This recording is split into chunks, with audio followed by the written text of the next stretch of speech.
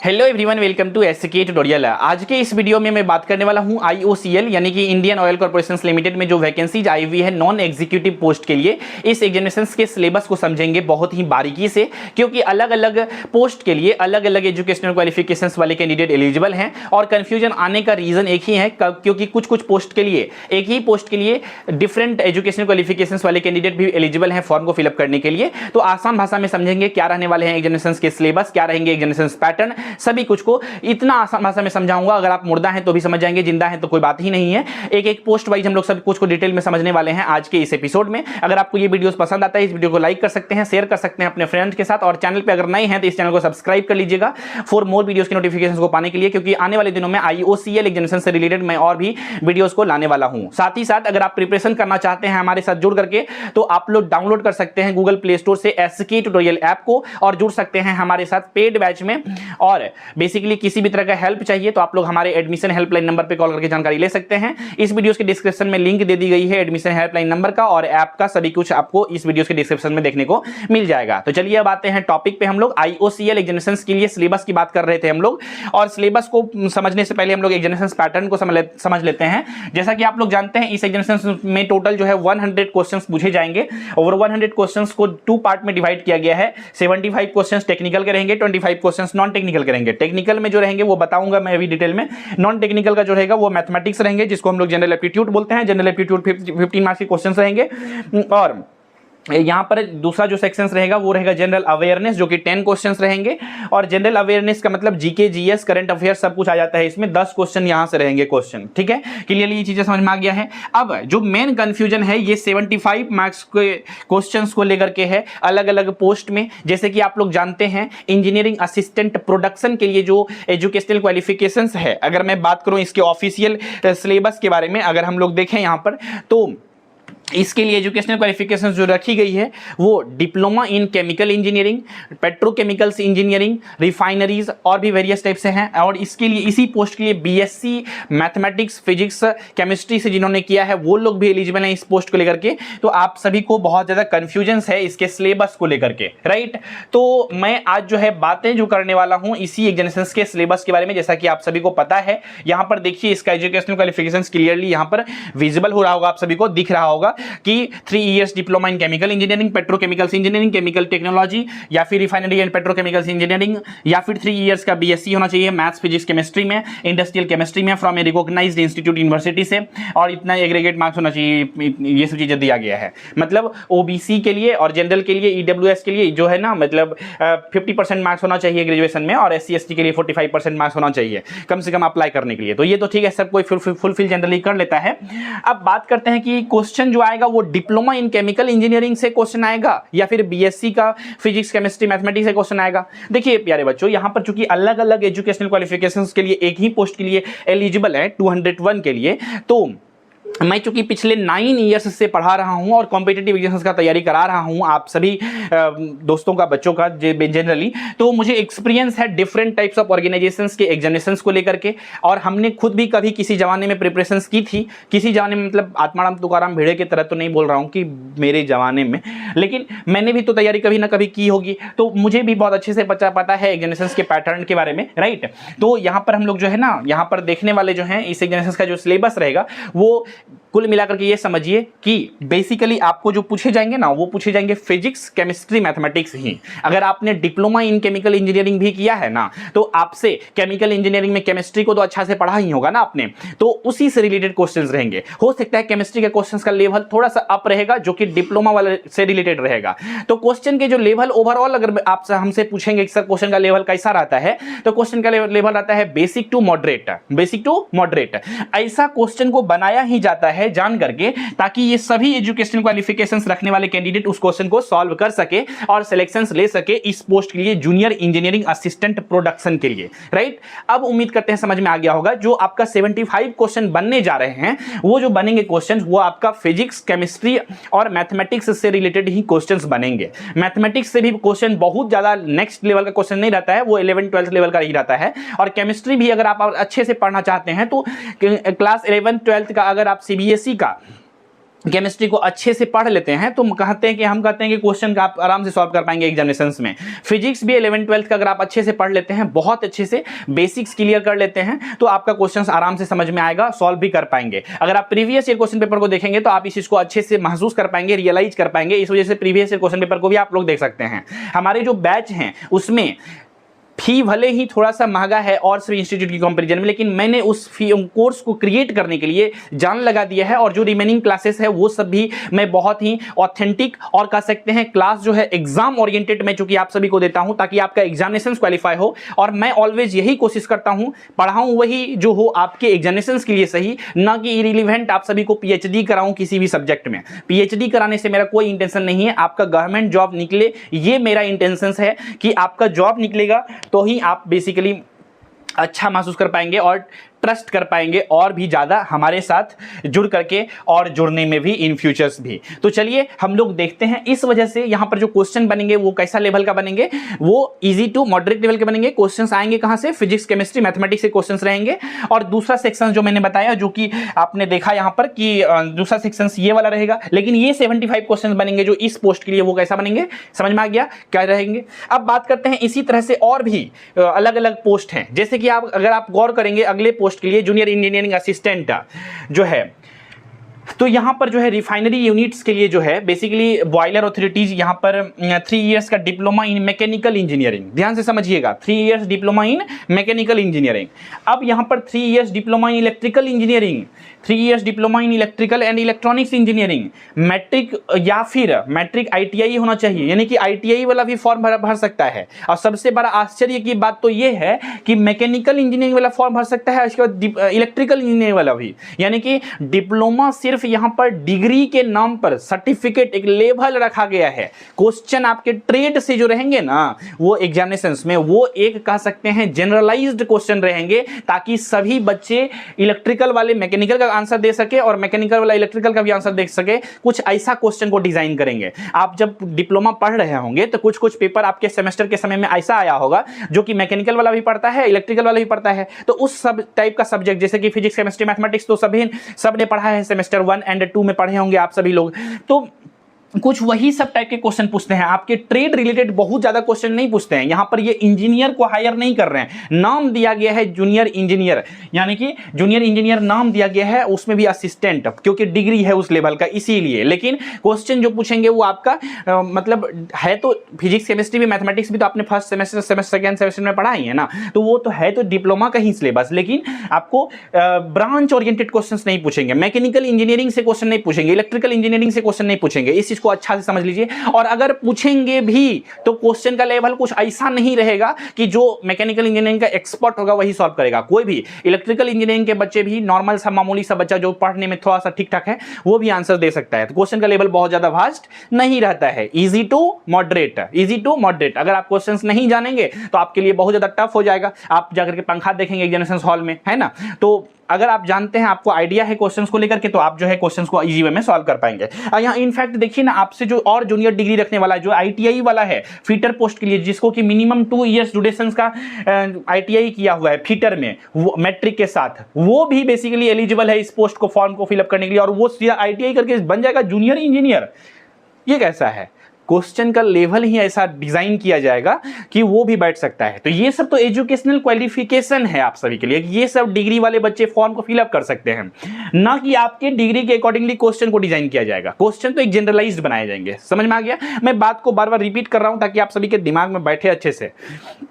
अब बात करते हैं यहां पर इसी पोस्ट के लिए बीएससी मैथमेटिक्स, फिजिक्स केमिस्ट्री और industrial chemistry from recognised institute university वाले बच्चे भी एलिजिबल हैं, यानी कि बीएससी वाले भी एलिजिबल हैं, डिप्लोमा वाले भी एलिजिबल हैं और आईटीआई वाले बच्चे भी एलिजिबल हैं। यहां पर आप सभी ने देखा, यानी कि जो मैट्रिक के साथ आईटीआई किया है फीटर में, वो लोग भी इस पोस्ट को भर सकते हैं फॉर्म को 202 पोस्ट कोड के लिए। समझ में आ गया? तो इस तरह से आप लोगों को बेसिक नॉलेज रखना जरूरी है इस सभी एग्जामिनेशंस के लिए। तो बैच के अंदर क्या आपके लिए जरूरी है, क्या पढ़ाना सही है, क्या नहीं पढ़ाना सही है, वो सब हम लोग सोच रहे हैं, हमारी टीम सोच रही है। रिसर्च करके एग्जाम ओरिएंटेड आप सभी को कैसे कंटेंट दें और आप सभी का कैसे एग्जामिनेशंस निकले, इस चीजों के ऊपर फोकस है, ना कि सिर्फ आप लोगों को पीएचडी कराना और आप सभी को कंफ्यूज करना। इस वजह से समय कम है, अच्छे से तैयारी करना चाहते हैं, अगर सीरियस कैंडिडेट हैं तो आप लोग जो है जुड़ सकते हैं हमारे साथ एसकी ट्यूटोरियल ऐप पर। गूगल प्ले स्टोर से डाउनलोड कर सकते हैं और ज्वाइन हो सकते हैं। इसी तरह से हम लोग देखते हैं दूसरा जो है यहाँ पर post junior engineering assistant for PNDU O&M, इसके लिए diploma in electrical engineering, diploma in electrical वाला ठीक है, ये सब तो ठीक है। अब इस पोस्ट के लिए जो है ना इलेक्ट्रिकल इंजीनियरिंग वाले बच्चे सिर्फ एलिजिबल है। मे बी इस पोस्ट के लिए जो क्वेश्चन बनाए जाएंगे, हो सकता है इलेक्ट्रिकल इंजीनियरिंग से रिलेटेड क्वेश्चन थोड़ा सा ज्यादा पूछ देंगे, जैसे कि पूछ देंगे आपका इलेक्ट्रिकल मशीन से, बेसिक इलेक्ट्रिकल से क्वेश्चन सब इससे जनरली पूछे जाएंगे और आपको नजर आएंगे इस पोस्ट के लिए एग्जामिनेशन इलेक्ट्रिकल इंजीनियरिंग से थोड़ा सा क्वेश्चन। लेवल बहुत टफ नहीं रहेगा, बेसिक लेवल का रहेगा। आगे बात करते हैं junior engineering assistant electrical, junior engineering technical assistant. अब इसके लिए भी डिप्लोमा इलेक्ट्रिकल, यानी कि ये दोनों पोस्ट के लिए जो है पोस्ट कोड 203 204 के लिए electrical and electronics diploma holder student eligible है, सिर्फ स्पेशली, और कोई एलिजिबल नहीं है। इसको बहुत अच्छे से नोट कर सकते हैं, ठीक है, इसको नोट कर सकते हैं जो मैंने बताया। अब आगे बढ़ते हैं हम लोग यहां पर जूनियर इंजीनियरिंग असिस्टेंट मैकेनिकल के लिए। देखिए यहां पर मैकेनिकल वालों के लिए 3 years diploma in mechanical engineering recognised university board से, यानी कि देखिए ये तो है ही। इसके बाद matric with ITI fitter trade से किया है तो 2 इयर्स ड्यूरेशन का पास क्लास का होना चाहिए, तो वो भी एलिजिबल है, यानी कि फीटर के साथ है, यानी कि ITI अगर फीटर के साथ किया है और मैकेनिकल इसका डिप्लोमा इन मैकेनिकल इंजीनियरिंग किया है तो इस पोस्ट के लिए फॉर्म को वो फिलअप कर सकता है। आप सभी की जानकारी के लिए मैं बता देता हूं, मैकेनिकल इंजीनियरिंग से रिलेटेड हम लोगों के पास कोर्सेस नहीं है ऐप पे, इसीलिए जो मैकेनिकल इंजीनियरिंग वाले बच्चे हैं वो लोग अभी बहुत परेशान नहीं होइएगा। हाँ, मे बी इन जनरल आप सभी का इसी तरह से प्यार और सपोर्ट बना रहा तो हम लोग फ्यूचर में मैकेनिकल इंजीनियरिंग और सिविल इंजीनियरिंग की ओर भी बढ़ेंगे और भी हम लोगों के साथ टीम में मेंबर्स जुड़ेंगे, फैकल्टीज जुड़ेंगे, तो हम लोग कोशिश करेंगे कि और भी ब्रांचेस की क्लासेस आप सभी को हम लोग प्रोवाइड कर सकें। लेकिन अभी फिलहाल हम लोग नहीं कर पा रहे हैं और अभी हम लोग मैकेनिकल इंजीनियरिंग से रिलेटेड कोई भी कोर्सेज को नहीं दे रहे हैं। लेकिन इलेक्ट्रिकल, इलेक्ट्रॉनिक्स, इंस्ट्रूमेंटेशन और जितने भी पोस्ट के लिए वैकेंसी निकले हुए हैं, यानी ऑलमोस्ट जितने भी पोस्ट के लिए वैकेंसी निकले हुए हैं सभी के लिए क्लासेस जो है अवेलेबल है, ठीक है, तो उसको आप लोग देख सकते हैं। क्लियरली समझ में आ गया? चलिए आगे बढ़ते हैं। जूनियर इंजीनियरिंग असिस्टेंट इंस्ट्रूमेंटेशन के लिए क्लासेस हैं, तो मतलब सिर्फ मैकेनिकल को छोड़ के सभी पोस्ट की क्लासेस हमारे ऐप पे अवेलेबल हैं, ठीक है। तो अलग अलग एजुकेशनल क्वालिफिकेशंस वाले, तो इस तरह से समझ में आ गया। फायर एंड सेफ्टी और ये सब इंजीनियरिंग असिस्टेंट इलेक्ट्रिकल है ना। और अगर आप इस चीज को यहाँ पर देखिए, जैसे इलेक्ट्रिकल इलेक्ट्रॉनिक्स इंजीनियरिंग वाले असिस्टेंट जो है डिप्लोमा होल्डर स्टूडेंट जो है, जो वर्क एक्सपीरियंस इसमें मैंडेटरी नहीं है, किसी पोस्ट में वर्क एक्सपीरियंस भी मांगा गया है, ठीक है, तो इस चीजों को ध्यान से देखना है। जैसे कि अगर मैं प्रोडक्शंस वाला मैं बात करूं, कहीं कहीं पर पोस्ट एक्सपीरियंस भी मांग दिया गया है, ठीक है, इज नॉट मैंडेटरी। तो यहाँ पर जो है प्रोडक्ट्स असिस्टेंट ग्रेड 4 के लिए इंजीनियरिंग में, इसके बाद इंजीनियरिंग असिस्टेंट मैकेनिकल के लिए कोई एक्सपीरियंस मैंडेटरी नहीं है। Engineering assistant grade 4 engineering assistant के लिए किसी में भी एक्सपीरियंस नहीं मांगा है। और यहाँ पर देखिए टेक्निकल अटेंडेंट ग्रेड 4 के ग्रेड 1 के लिए मैट्रिक है, 10th पास, ITI पास होना चाहिए कोई भी रिकॉग्नाइज्ड इंस्टीट्यूट से, स्पेसिफाइड ITI ट्रेड ड्यूरेशंस से। और इसमें देखिए आप टोटल जो है ना 14 ट्रेड वाले बच्चे जो है एलिजिबल हैं फॉर्म को फिलअप करने के लिए इस पोस्ट के लिए। कौन सा पोस्ट का नाम है? टेक्निकल अटेंडेंट के लिए। क्या ये जो इतना जो ब्रांच है ITI ट्रेड का, electrician, electromechanic, fitter, instrument mechanic chemical plant, machinist grinder, mechanic cum operator, electronics communication system, turner, wireman, क्या ये सभी ITI के क्वेश्चन सभी ट्रेड के पूछेंगे ये लोग? तो फिर अगर इलेक्ट्रिशियन का क्वेश्चन पूछ दिए तो यहां पर अगर कोई रहेगा मैकेनिक डीजल या फिर रहेगा यहां पर टर्नर वाला, वो कैसे देगा? वो तो गलत जाएगा सीधा क्वेश्चन ही देख करके। तो क्वेश्चन को जो बनाया जाएगा वो जनरलाइज्ड क्वेश्चन बनाया जाएगा, जनरल क्वेश्चन बनाया जाएगा, ताकि सभी ब्रांच वाले बच्चे उस क्वेश्चंस को अटेम्प्ट कर सके। क्लियरली समझ में आ गया है? अब उम्मीद करते हैं सिलेबस को लेकर के आप सभी को कंफ्यूजन्स नहीं हो रही होगी और किसी भी तरह का कंफ्यूजन्स नहीं हुआ होगा। तो आपको जो है बेसिकली यहाँ पर पोस्ट वाइज जो है देख लिए और सभी का दिया गया है आपको क्या एजुकेशनल क्वालिफिकेशंस, क्या बेसिकली पोस्ट को 202 एंड इतना के लिए जूनियर असिस्टेंट के लिए जो है सब कुछ दिया गया है। बेसिकली ये सब नोटिफिकेशंस को आप लोग आराम से पढ़िएगा। क्या है qualifications, diploma BSc ITI branch जो है सब्जेक्ट है specified against respective post only considered as eligible qualifications. Diploma इतना इतना other than specified branch shall not be, मतलब जो एजुकेशनल क्वालिफिकेशंस दी गई है वही एजुकेशनल क्वालिफिकेशंस अगर है आपके पास तभी फॉर्म को फिलअप करिएगा। अदरवाइज ऐसा नहीं कि बीएससी जो है आपने बोटनी से किया है, जूलॉजी से किया है और बेसिकली आप फॉर्म को फिलअप करने के लिए चले आए तो फॉर्म फिलअप नहीं कर सकते हैं आप। वही चीजों को यहाँ पर लिखा गया है नोटिफिकेशन में। बाद में कि आप लोग इत्मीनान से इसके नोटिफिकेशंस को पढ़ सकते हैं, समझ सकते हैं डिटेल में।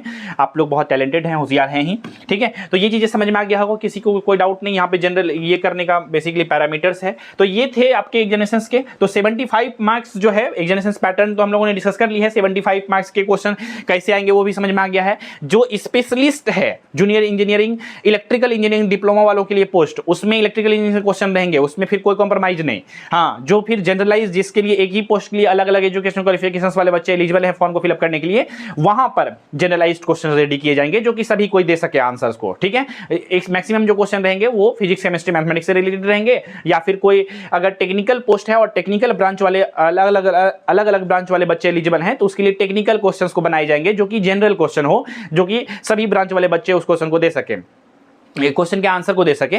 क्लियरली उम्मीद करते हैं सभी चीजें समझ में आ गया होगा। किसी भी तरह का डाउट है, क्वेश्चन है, कंफ्यूजन है तो आप लोग इस वीडियोस के कमेंट सेक्शंस में लिख करके अवश्य पूछिएगा और कोशिश करिएगा कि आप सभी लोग थोड़ा सा एक डिसिप्लिन में कमेंट को लिखने का, ठीक है, सही मैनर में रिक्वेस्ट फॉर्मेट में कमेंट सेक्शंस में क्वेश्चंस पूछने का। मैं डेफिनेटली आप सभी के दर्द को, आप सभी के दुख तकलीफ को समझूंगा और अगले वीडियोज में अगर बहुत ज्यादा मैं ऐसा महसूस करूंगा कि आप लोग पीड़ित हैं, अच्छे से समझ नहीं पा रहे हैं चीजों को, तो मैं डेफिनेटली अगले एपिसोड में कोशिश करूंगा आपके डाउट को क्लियर कर सकूं। साथ ही साथ अगर आप लोग हमारे पेड बैच में ज्वाइन होकर के प्रिपरेशंस करना चाहते हैं तो आप लोग हमारे पेड बैच में भी ज्वाइन होकर के प्रिपरेशंस कर सकते हैं। गूगल प्ले स्टोर से सिंपल में आपको एसके ट्यूटोरियल ऐप को डाउनलोड करना है और हमारे पेड बैच में ज्वाइन होकर के आप प्रिपरेशंस कर सकते हैं। एक बार मैं बैच की झलक को आप सभी को दिखाना चाहता हूं, आप सभी लोग कैसे ज्वाइन होंगे। वेट ए मिनट, अच्छे से मैं आप सभी को दिखा देता हूं। तो ये आप जब बैच को ओपन करेंगे तो आपको कुछ इस तरह का इंटरफेस दिखेंगे। अलग अलग टाइप के बैचेज यहाँ पर बेसिकली अवेलेबल हैं और अगर आपको basically IOCL non executive technical attendant grade 1 post के लिए ज्वाइन होना है तो इस बैच में ज्वाइन हो सकते हैं, यहाँ क्लियरली लिखा हुआ है। इसी तरह से IOCL non executive complete batch for BSc holder student जितने भी पोस्ट के लिए एलिजिबल हैं सबके क्लासेस इसी में होंगे। अगर आपने डिप्लोमा इन केमिकल इंजीनियरिंग किया है तो भी आप इसी बैच में ज्वाइन होंगे, क्योंकि BSc वाले भी इस पोस्ट के लिए एलिजिबल हैं। तो BSc वाले जिस पोस्ट के लिए एलिजिबल हैं और अदर जो भी है वो सभी बच्चे इस बैच में ज्वाइन होंगे। एक और बैच है हम लोगों का IOCL एग्जामिनेशंस को लेकर के, वो यहां पर है IOCL non executive engineering assistant grade 4। इसके लिए भी आप लोग जुड़ सकते हैं हमारे इस बैच में और कंप्लीट प्रिपरेशन कर सकते हैं। और सिलेबस जो है आप सभी को पूरे पढ़ाए जाएंगे, PDF नोट्स दिए जाएंगे, PYQ क्वेश्चंस के एनालिसिस आप सभी को दिए जाएंगे और साथ ही साथ सबसे मोस्ट इंपॉर्टेंट चीज है आप सभी को सैंपल पेपर, प्रैक्टिस सेट, ये सभी चीजें भी मिलेंगे और रिवीजन प्रोग्राम जो है एग्जामिनेशन से पहले जैसे ही एडमिट कार्ड रिलीज होगा वो सभी चीजें आपको बैच के इनसाइड में मिलने वाले हैं। मैं आप सभी के सिलेक्शंस के लिए पूरा जान लगा रहा हूं तो आप लोग जो है भी लगाएंगे अपनी तरफ से पूरा 110% एफर्ट। देखते हैं सिलेक्शंस कैसे नहीं होता है और मेरा पूरा कोशिश रहेगा जितना पोस्ट है और हमारे बच्चे जितने भी जुड़ रहे हैं बैच में ज्यादा से ज्यादा बच्चों का सिलेक्शन इस बार एसके ट्यूटोरियल से होना चाहिए। पूरा ये हमने इंटरनल बेसिकली ओथ लिया है, ओथ मतलब शपथ लिया है हमने कि इस बार ज्यादा से ज्यादा सिलेक्शंस IOCL में एसके ट्यूटोरियल के बच्चों का होना चाहिए, चाहे जो करना पड़े, जितना मेहनत करना पड़े, जितना क्लासेस आप सभी को देना पड़े, जितना डाउट क्लियर करना पड़े, इस बार सिलेक्शंस होने चाहिए एसके ट्यूटोरियल के बच्चों का सबसे ज्यादा। और देखते हैं कैसे नहीं सिलेक्शंस होता है। जब हम मेहनत करेंगे और आप लोग रेडी हैं मेहनत करने के लिए, आप लोग तो दोनों साइड से मेहनत करने के लिए रेडी हैं। इस 1 से 2 महीना अपने आप को पूरा झोंक दीजिए प्रिपरेशंस में और जिंदगी बदल सकते हैं। अगर आपका सिलेक्शन हो जाता है तो कम से कम टेंशन वाला जो है ना ये लाइफ में पैसों का टेंशन स्टूडेंट लाइफ में जनरली होता है ना, ये सब चीज़ों से बाहर हो जाएंगे आप, एक एम्प्लॉयड में आ जाएंगे अनएम्प्लॉयड से। और अगर आप वर्किंग हैं, जॉब कर रहे हैं कहीं ना कहीं, तो आपको भी लगता होगा कि एक लाइफ में स्टेबिलिटी चाहिए। गवर्नमेंट जॉब रहता है तो एक अलग ही रुतबा रहता है, अलग ही मतलब कह सकते हैं रिलैक्स मोड में लाइफ जीते हैं। महीना पूरेगा, महीना में सैलरी आ जाएगा, अकाउंट में क्रेडिट हो जाएगा। प्राइवेट नौकरी में 10 रंग का समस्या रहता है, सैलरी टाइम पे नहीं आएगा, मांगिए, ठीक है, और भी बहुत सारे इशू रहते हैं, उसके बारे में हम लोग अभी डिस्कस करेंगे और भी किसी एपिसोड में। तो उम्मीद करते हैं ये सभी चीज़ें समझ में आ गया होगा। तो आप लोग बैच में ज्वाइन होने के लिए जस्ट एसके ट्यूटोरियल ऐप को डाउनलोड कर सकते हैं। और किसी भी तरह का दुख तकलीफ होता है अगर आपको एडमिशन में लेने में, तो आप लोग हमारे एडमिशन हेल्पलाइन नंबर पर कॉल करके अवश्य पूछ सकते हैं, 7903200795। जो हमारे टेलीकॉलर यानी कि टीम में मेंबर्स हैं जो आपके ये कॉल को पिक करेंगे, वो आपको अच्छे से गाइड कर देंगे, आपको इस एग्जामिनेशन स्कीम में कैसे बैच में इनरोलमेंट लेनी है, और सभी चीजें आपको अच्छे से आइडिया दे देंगे वो सभी चीजों के बारे में। उम्मीद करते हैं सभी चीजें समझ में आ गई होगी। और भी किसी तरह का डाउट, क्वेश्चन, कंफ्यूजन है तो आप लोग जो है कमेंट सेक्शन में लिख करके पूछ सकते हैं। चैनल को अभी तक सब्सक्राइब नहीं किए हैं तो इस चैनल को सब्सक्राइब कर लीजिएगा फॉर मोर वीडियोस की नोटिफिकेशंस को पाने के लिए।